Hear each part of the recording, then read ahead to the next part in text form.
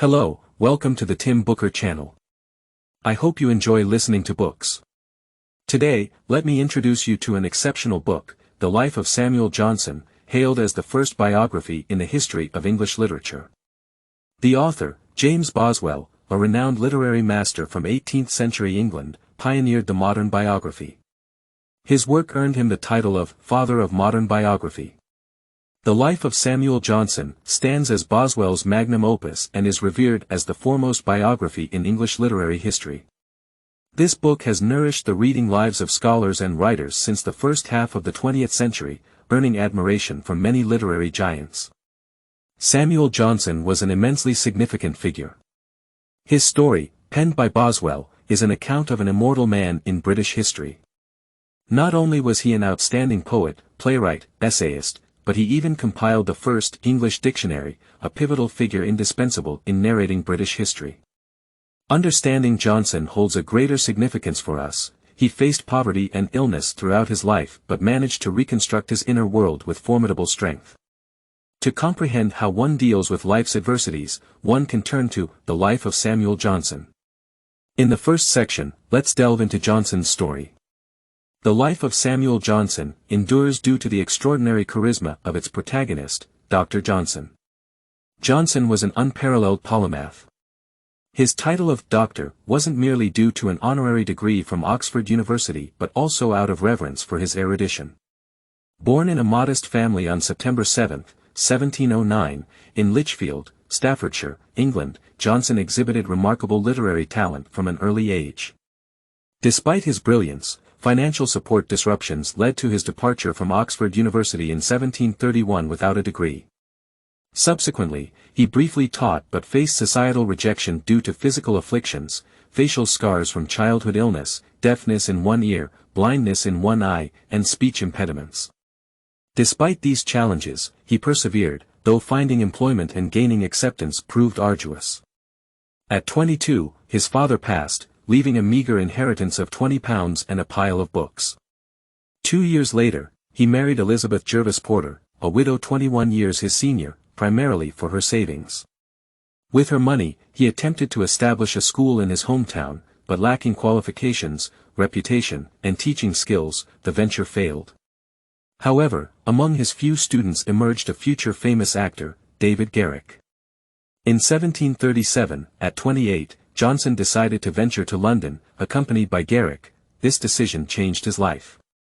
Arriving penniless and friendless in London, he worked as a literary drudge for Edward Cave, contributing parliamentary reports to The Gentleman's Magazine. Despite lacking political experience, his adeptness in political and social commentary bolstered the magazine's sales. Though these articles might lack lasting literary value, they marked Johnson's emergence as an independent literary figure, transitioning from a freelance writer to a versatile literary genius. First and foremost, Johnson excelled as a poet. His anonymous satirical poem, London, in 1738 garnered attention from the dominant poet of the time, Alexander Pope.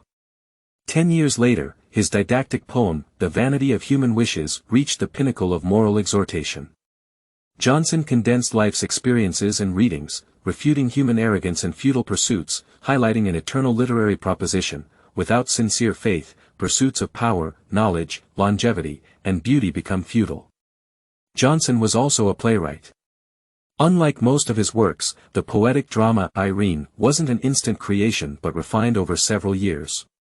Though its stage adaptation under Garrick's management at Drury Lane Theatre wasn't a failure, it lacked significant reception. Nevertheless, Irene remains a recognized work in language and thought. As an accomplished essayist, Johnson's prose employed parallelism, rhythm, and elegant language, resonating with numerous readers in his time, sparking imitations by other writers. His 208 essays in The Rambler and subsequent series like The Idler established his reputation as a stylistic and moral authority. Even today, Johnson's prose remains an integral part of English literary anthologies. Johnson ventured into novel writing, albeit with a single philosophical novel, The Prince of Abyssinia. Despite its brevity, it gained global popularity, becoming his best-selling and most influential work. The narrative follows Prince Rasselas, who, dissatisfied despite living in the Happy Valley, embarks on a quest for true happiness, experiencing disillusionment with life's imperfections. This novel, akin to Johnson's earlier poem, The Vanity of Human Wishes, bears similar philosophical themes. Notably, when Johnson's mother passed away and funds were scarce, he wrote this work in a week, using the proceeds to alleviate financial strains. However, The Prince of Abyssinia wasn't a hasty creation but a culmination of Johnson's prolonged contemplation, an opportunity that sparked his creative output. Boswell once remarked, even if Johnson had written nothing else, this work alone would have secured his immortality in the annals of world literature. No other of his works has been diffused through Europe in so many languages, if not in all. This story possesses the allure of Eastern imagery and showcases the full power and elegance of the English language.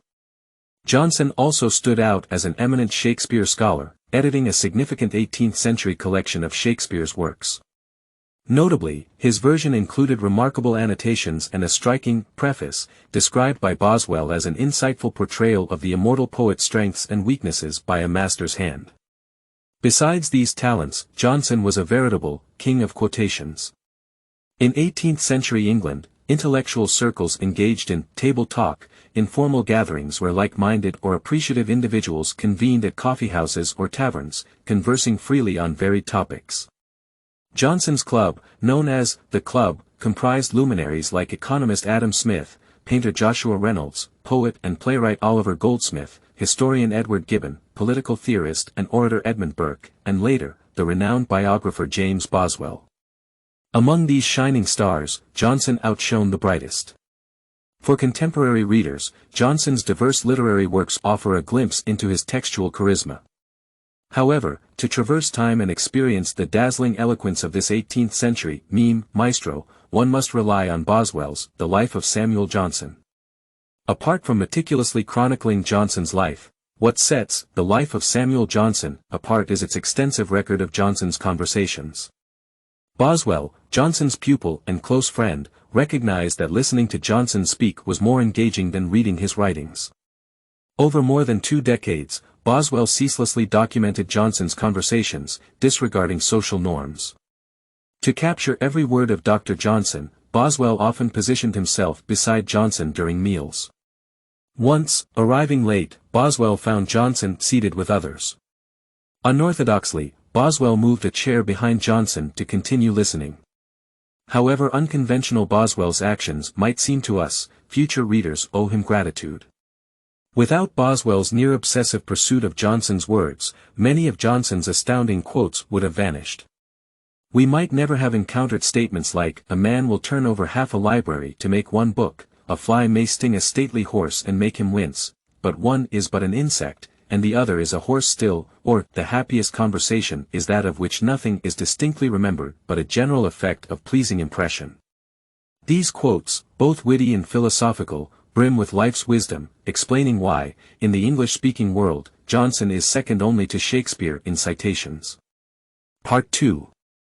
Though Johnson excelled in poetry, prose, fiction, and biography, showcasing unparalleled mastery in each field, when considered individually, these achievements do not reach the level of absolute uniqueness.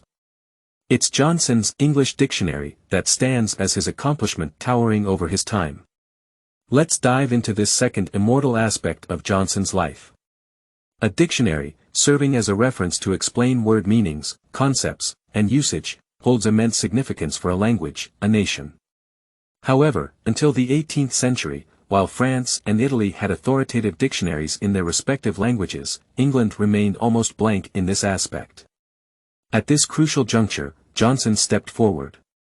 In 1747, he proposed the plan for a dictionary of the English language. Booksellers recognized a business opportunity and invited Johnson to undertake this monumental task. Initially committing to a 3-year timeline, Johnson ended up delaying, spending over 8 years on this incredible endeavor.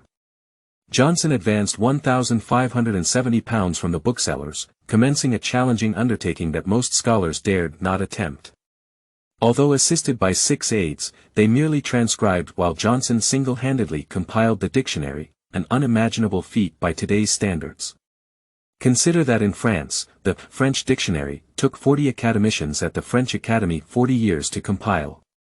Yet, Johnson, with just a handful of assistants, created the English dictionary, not just a source of pride for Dr. Johnson but a moment of immense national pride for all Britons. Regarding Johnson's English dictionary, there's an unforgettable story that transcends Johnson himself. Before the 18th century, professional writers, as understood today, didn't exist in Britain. Writers sought aristocratic patronage, often dedicating their works with phrases like, dedicated to Lord so-and-so. Initially, when Johnson began compiling the dictionary, he too sought such a patron. Lord Chesterfield, an aristocrat fond of literature, initially expressed interest in Johnson's project. However, when Johnson visited his estate, he faced a cold reception. The subsequent tale is quite inspiring. Johnson, refusing to seek the Lord's favor again, vowed to complete this staggering project as a solitary hero. As the English dictionary neared publication, Lord Chesterfield published 2 fervent reviews, hoping Johnson would dedicate the work to him. Johnson promptly sent a letter, drawing a line, stating, "Sir, I have never been a patron." Johnson's English dictionary became a milestone in British cultural history, surpassing its significance as a mere reference book. It established an essential method for dictionary compilation. Rather than merely explaining a word's etymology, its hallmark was providing precise definitions and vivid examples. Defining words with words is a daunting task, demanding a high standard from the lexicographer. Johnson mastered this, and even today, most of his definitions in the English dictionary remain valid. However, Johnson was a person of strong personal opinions, which he often infused into certain definitions. 2 famous instances illustrate this aspect. For instance, the word oats, Johnson, harboring deep-rooted prejudice against Scots, defined it as a grain that in England is generally given to horses, but in Scotland supports the people. Similarly, the phrase laborious work, based on his own experiences, Johnson wrote beneath this entry, e.g., compiling a dictionary. These intriguing definitions have now become anecdotes in literary history. Moreover, all the example sentences in Johnson's dictionary were drawn from existing literary works spanning from the Elizabethan era to the mid-18th century during Johnson's lifetime. This method of citation was built on his astonishing breadth of reading. Adam Smith, known for The Wealth of Nations, once remarked that Johnson was the most extensive reader of his time. Considering Smith's stature and extensive social circle, this statement stands as an authoritative endorsement. Until now, we've spoken about how Johnson, with just a few assistants, compiled the dictionary, leaving an indelible mark on the British people, earning immense admiration. But how did he achieve this incredible feat? Johnson's dictionary compilation method can be broadly divided into several steps. The first step involved reading an enormous amount of books, a task Johnson undertook alone. The sheer volume and tediousness of this manual retrieval work were beyond ordinary endurance. Consider that Johnson had poor eyesight. He read tirelessly, pondered word meanings, and searched for suitable sentences to mark with a pen. The subsequent step involved his assistants transcribing these marked sentences, compiling them into a database, similar to the cards later used by dictionary compilers, to be utilized when necessary. The final step was during the actual compilation of the dictionary, where he extracted necessary sentences from this database, inserting them under the corresponding words. Johnson's method of extracting sentences from existing texts, including the earliest usage of a word, became one of the fundamental rules for dictionary compilation, laying the groundwork for the most significant dictionary in British history, the Oxford English Dictionary. Johnson's English Dictionary contained around 40,000 words, with an abundance of citations, more than 114,000. For over a century after its release, it remained an authoritative English reference book. Before Johnson's death, the dictionary had seen 5 editions, and many of its definitions continue to be used in contemporary dictionaries, underscoring the precision of Johnson's definitions. An English writer named John Wayne, an outstanding novelist and poet and a devoted fan of Dr. Johnson, wrote a highly acclaimed biography of Johnson. In it, he stated, had Johnson died in 1755, his name would still shine brightly in the minds of literate Englishmen and English speakers worldwide. Because the citations in this dictionary form an extensive and fascinating anthology. His deliberate selection of these citations not only illustrates word meanings but also conveys valuable ideas or amusing convictions. Wayne's meaning is clear. Johnson's English Dictionary isn't merely an outstanding reference book but also a source of knowledge and enjoyment for readers. It's no wonder that even today, publishing houses release selections of Dr. Johnson's works, receiving a warm welcome from readers. Part 3. Earlier, we discussed Johnson's literary talent and his oversight of the English Dictionary. When mentioned by future generations, he's often referred to as the immortal Dr. Johnson. To live up to the word immortal, we must delve into the persona and spirit of Johnson. He's undoubtedly a giant in English literary history. However, reading Boswell's biography reveals that Johnson, even after gaining fame, financial security, and a royal pension, struggled immensely both externally and internally. In his youth, despite his exceptional intellect, poverty forced him to drop out of Oxford University. The ailments of his childhood left indelible marks, afflicting him with both enduring physical afflictions and the loss of a relatively normal appearance. In his 20s, navigating London, he survived by writing for newspapers and magazines, almost single-handedly defending the dignity of independent scholars. Mostly driven by economic reasons, Johnson lived apart from his wife for years, leading a bachelor's life. After his wife's death, he felt profound sorrow. Although surrounded by many friends, as he aged and faced numerous illnesses, coupled with friends passing away or prioritizing their families, Johnson's sense of loneliness intensified. These challenges, akin to many faced by contemporary individuals, ultimately require self-reliance to overcome. Boswell's biography includes a brilliant metaphor, likening Johnson's thoughts to the Roman Colosseum. His judgment stood at the center of the arena, in constant struggle with various anxieties, akin to fighting wild beasts in an arena. These beasts, named laziness, fear, desire, and more, could pounce on him at any moment. After an arduous struggle, Johnson would drive these beasts back into their lairs. However, unable to eliminate them entirely, they'd launch attacks whenever he let his guard down. In dealing with and combating negative emotions within, Johnson can teach us much.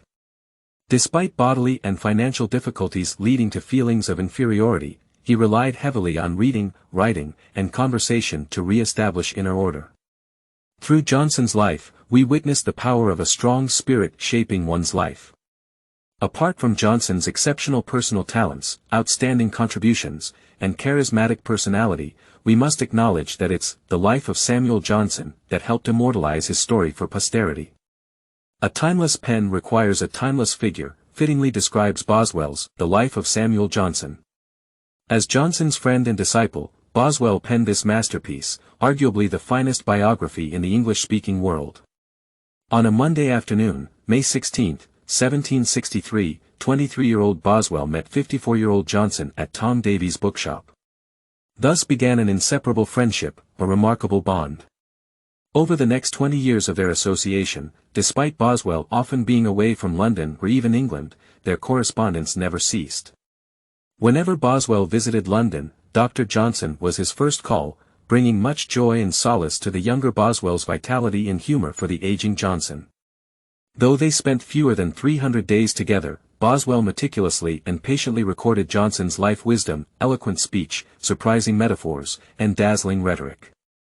After Johnson's death in 1784, Boswell dedicated himself to meticulously excavating the life of this literary giant.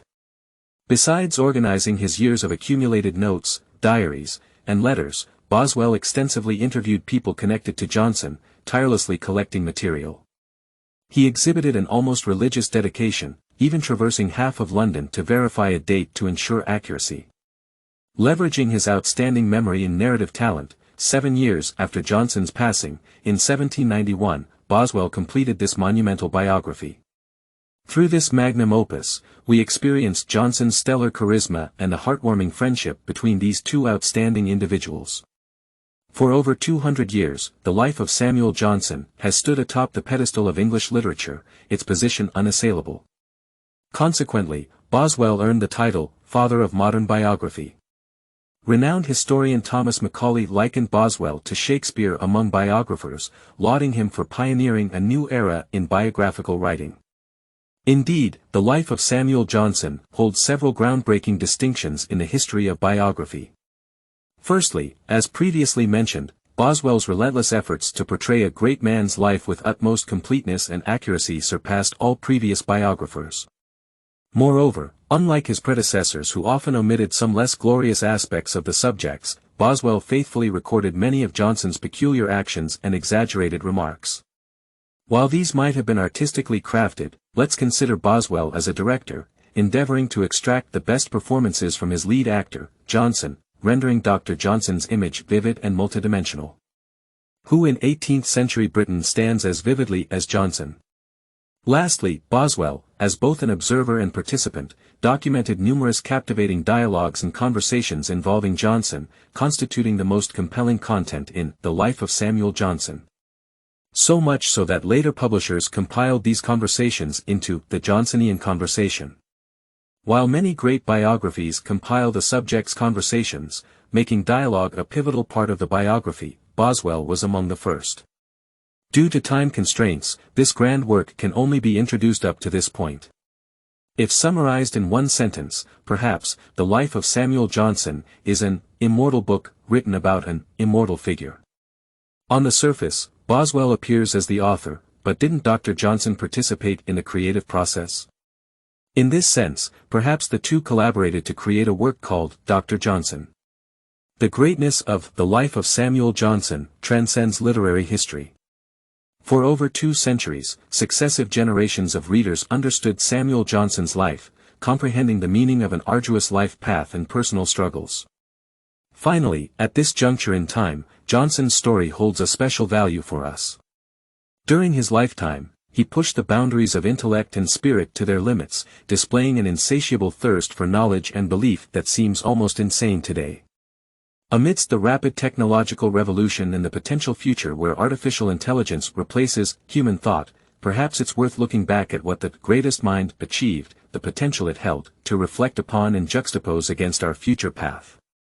In this regard, Johnson undeniably stands as an immensely valuable subject of study, and Boswell's The Life of Samuel Johnson offers the most important, invaluable, and irreplaceable materials for such research.